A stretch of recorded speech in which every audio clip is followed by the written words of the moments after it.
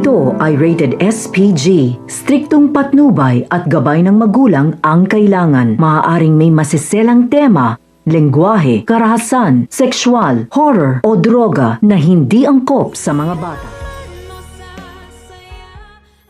Hindi alam ni Zoe na narinig na ni Don Pepe na si Carlos ang kanyang tunay na ama, at nagulat ito nang tanungin siya ng matanda kung may alam ba ito tungkol sa kanyang tunay na tatay. Tumutulo ang mga luha ni Zoe habang umiling at ipinagkaila. Hindi na lang umimik si Don Pepe dahil alam niyang mahal nito ang kinikilalang ama na si Robert.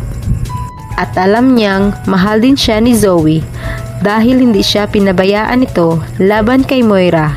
Kahit na itinago siya, ay pinoprotektahan pa rin siya laban sa demonyong ina. Samantala, nag-uusap sina Balahadja at Moira kung ano na ang kanilang gagawin kay Don Pepe.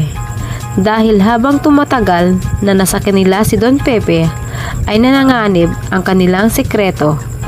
At baka makatakas pa ito, ay malalagot silang lahat.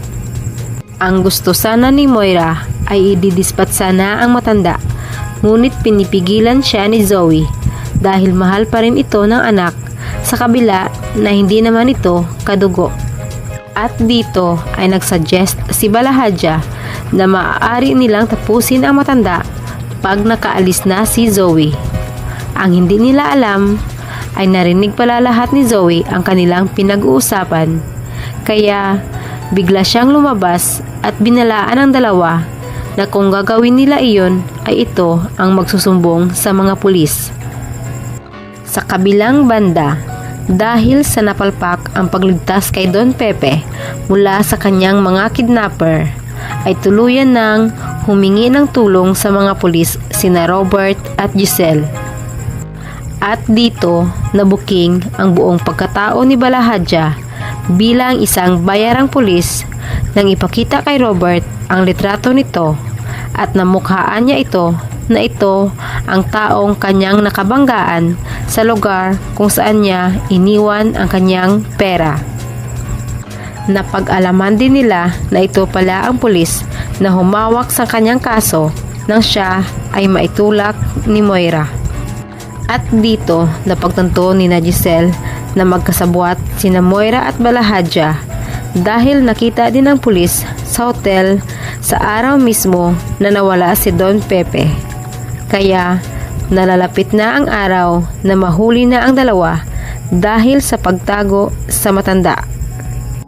Habang si Lynette naman ay hindi mapakali dahil sa ginawang pagtawag ni Zoe. Napaka-imposible kasing magkamali ito sa pagtawag sa kanyang asawa. At bakit nagalit si Carlos sa kanya dahil sa pakikialam niya sa cellphone nito.